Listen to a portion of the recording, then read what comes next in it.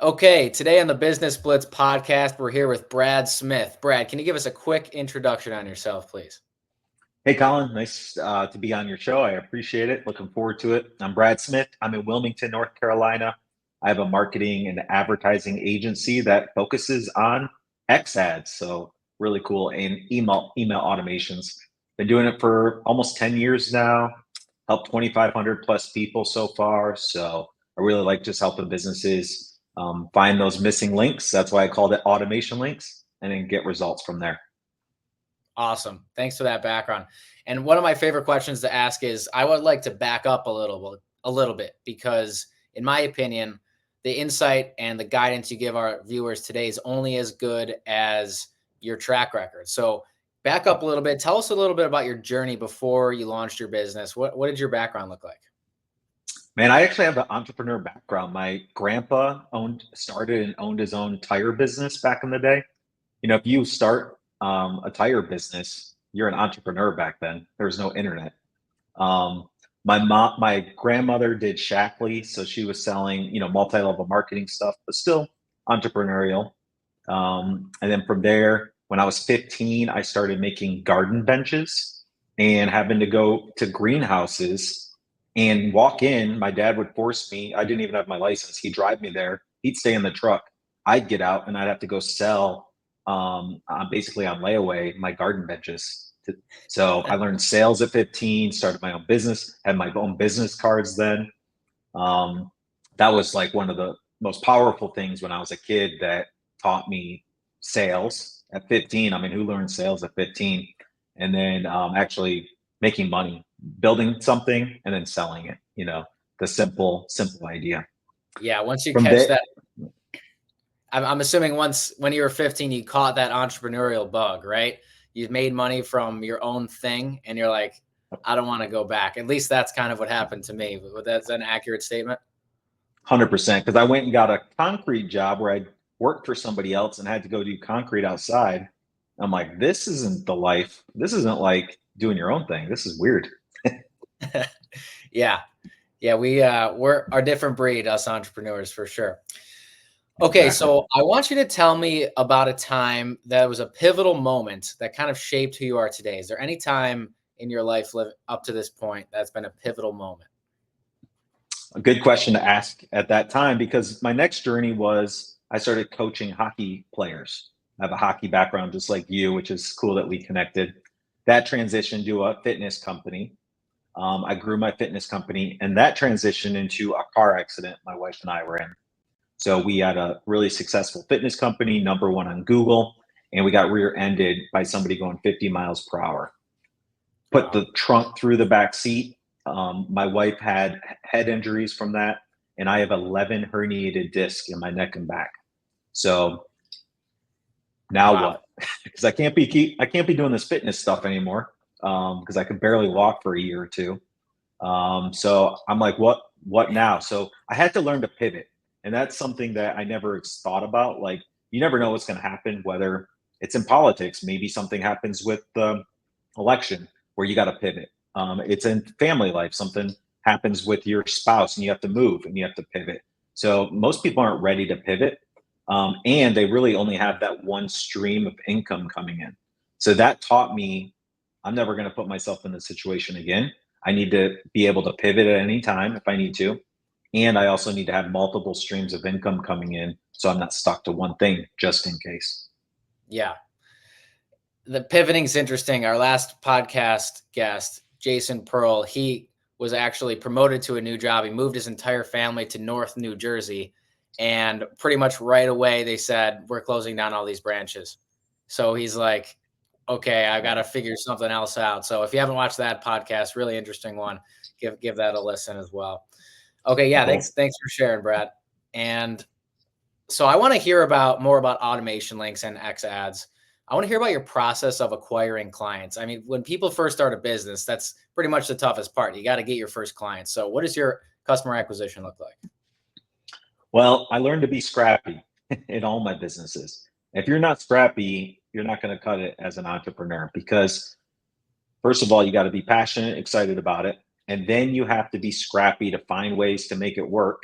And then you have to be patient. So it really took me 2 years to get this thing off the ground. I'm going on over 9 years now, but 2 years of making $0 pretty much. A lot of people think that they can just start this business and it's successful in a month or two. Yes, it happens, but not often, right? So probably 10% of the time it happens, but 90% of the time you got to be scrappy, you got to hustle, and you got to be patient for years before something takes off. So one cool thing that I did when I say scrappy was when I first started online was I joined LinkedIn. I started posting stuff on LinkedIn and I'm like, no one's responding. No one's responding to my messages. No one's liking my posts. So what should I do? And it's funny because I like to use a story when I'm on a podcast. I started a podcast for client acquisition. So I'm like, well, what if I ask them to be on a podcast? I'd asked a few people and they all said yes. I'm like, well, they didn't even know that I don't even have a podcast yet. So I'm like, I don't have a podcast. I have 0 fans. And they all said yes because I was making it about them and not about myself. So that's what I learned at the very beginning. Make your sales, your outreach, or your marketing about them and maybe something that can promote them, something that can help them, something that will help them get to the next step or whatever pain point they have, and then they'll listen. But if you make it about you, they're going to ignore you. So I reached out, can you be on my podcast? I want to share your story. And after that, they all became about 40% of I had about 200 episodes. About 40% of those 200 episodes became clients at some point. Some would become a client a week later. Some would become a client a month later. And that's kind of where it started was I did something for them. And then here's the kicker. They saw my face on Zoom, build a relationship through Zoom. Then they were more likely to hire me after because we had that relationship. So Genius. long story short, that's when I said, all right, podcasting is working with my face. What's the next best thing? Videos. And that's where I started making YouTube videos. And now that's one of my primary sources of customers coming in. That's incredible. Great story. How long did it take you to record 200 episodes? Well, we're going on 7 years. I got YouTube notified me of my 7-year anniversary last Friday. Wow. So yeah, on and off for 7 years. Yeah, I mean, just long term, you can't always just expect immediate results. I think a lot of people these days, they're always looking for the get rich quick schemes. I've got friends who try to launch several different businesses and they have some good ideas, but they just pivot too fast because they just haven't really stuck with it. So yeah, I like what you're saying there. That's why I say you got to be passionate about it as well. Like a lot of people are looking for the big thing and what may be a trend, but are you going to be able to stick with the trend for 2 to 5 years? Or are you going to get distracted by something maybe you're more passionate about? So I always go back to, hey, if I would have started a hockey company 10 years ago, like that's a dream job, right? Yeah. I could have made it work if I would have waited 10 years about something I was passionate about.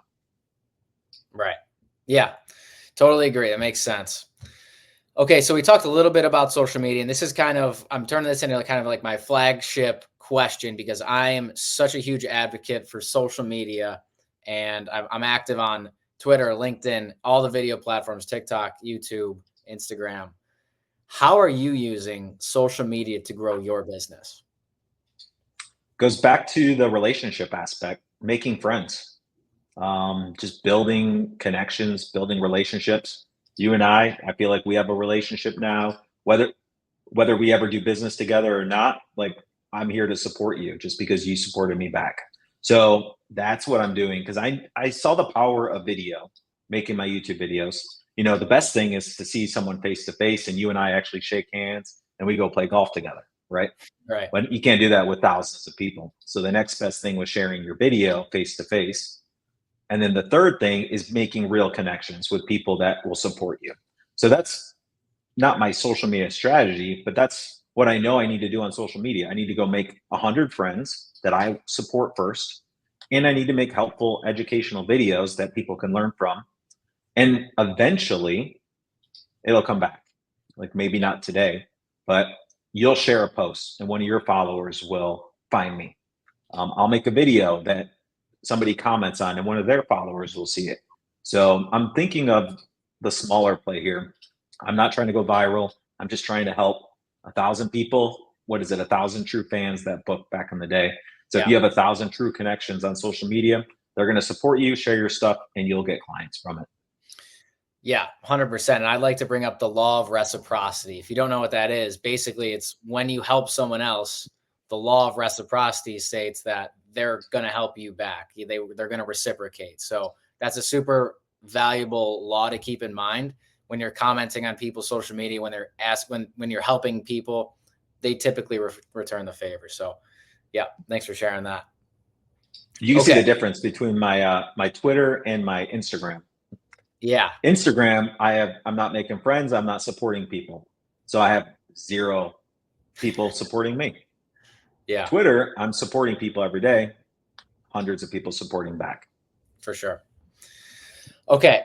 I want to know what your unique selling proposition is. Why should clients hire you?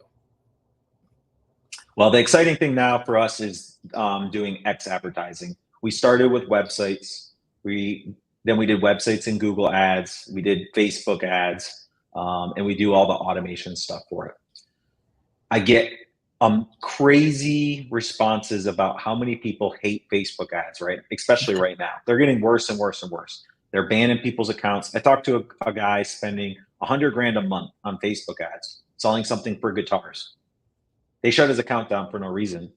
So he can't even spend any money now, and he can't make any money if he's not advertising, right? So people are now looking for other options. The option a few years ago was go dance on TikTok and make a ton of money.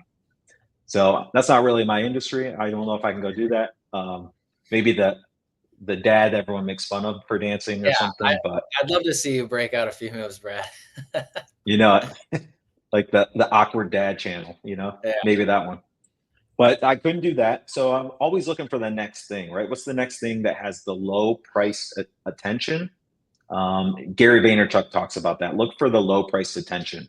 And that's X ads right now. You know, as soon as I heard Elon Musk say to his advertisers that stopped advertising, he said, go F yourself to them. That was like a light bulb moment. Okay, I don't have to compete with Coca-Cola on X because they're gone. Like, let's move over there. It's going to be low cost ads and we're going to have all the attention. So that's where we're at now. We've stopped working with clients for Facebook ads just because it's too much of a pain.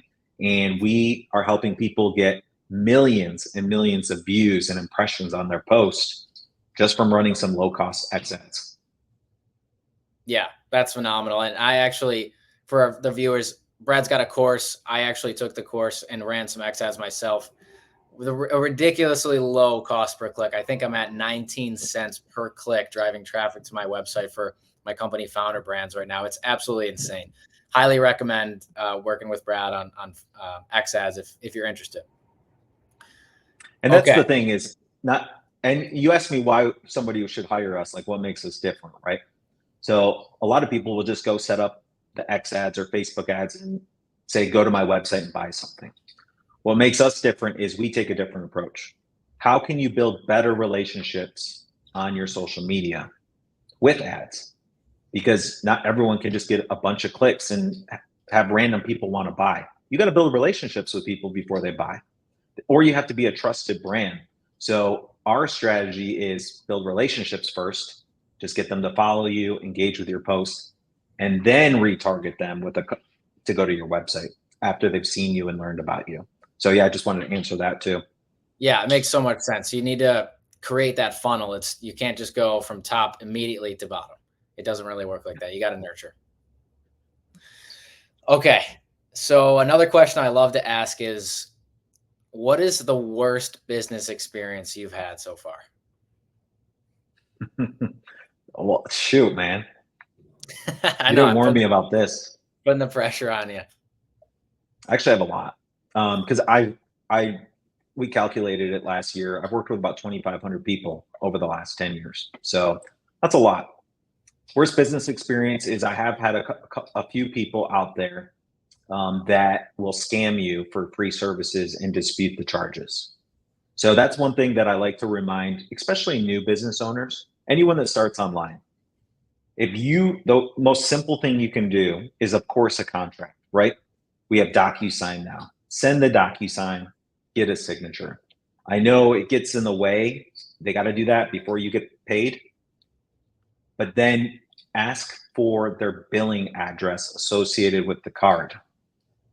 What happens is if you don't have their billing address associated with the card they purchased from, every bank will side with them.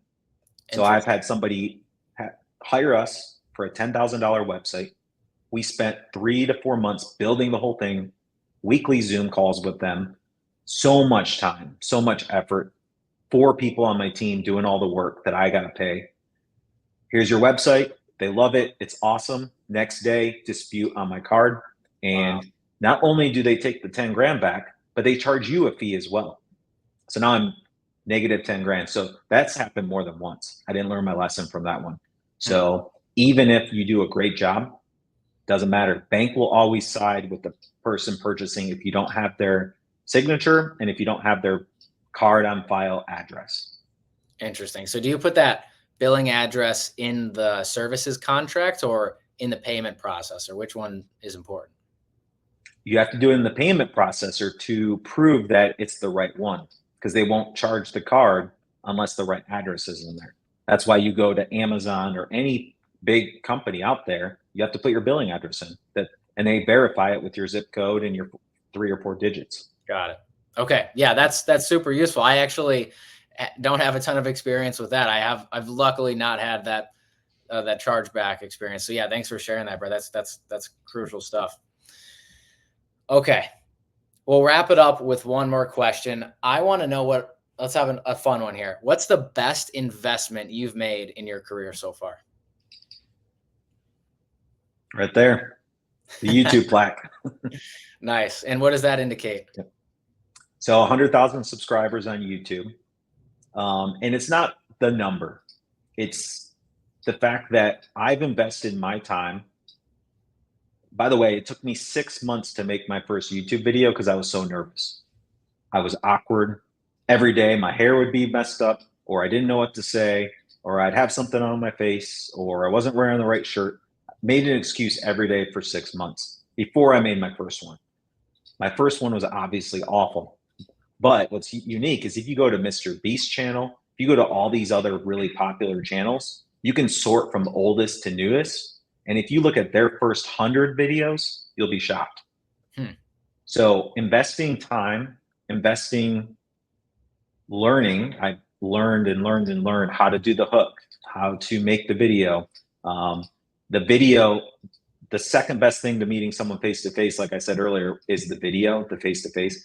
That's been the biggest investment that has come back to me, because when you get somebody that calls you, you jump on a Zoom for a sales call, like Colin, you're thinking you're going to have to answer a bunch of questions for them, right?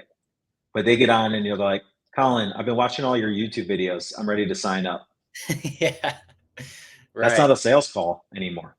That's looking forward to working with you. So I get those all the time, and it's incredible. Yeah. How many YouTube videos do you have? It's over 600, I think. Wow. That's a lot of work for sure. Yep. But you got to put that work in, right? And it's not about the numbers. Like, it's not about subscribers. It's not about how many videos I've made. Like, obviously you need to make enough to where they get found, right? It's just about that relationship. I would rather have 100 people watch my videos that are all 100 potential customers than 100,000 people that aren't. Yeah, totally agree. I'm going through that same process right now on Twitter with Twitter followers as well. High quality beats quantity every day. Yep, exactly. Okay, Brad, we'll drop some links underneath if we want to work with Brad or learn more or hear more from him. Thanks for coming on the podcast today. And yeah, thanks again. Appreciate you, Colin. Thanks everyone for watching. All right. Bye.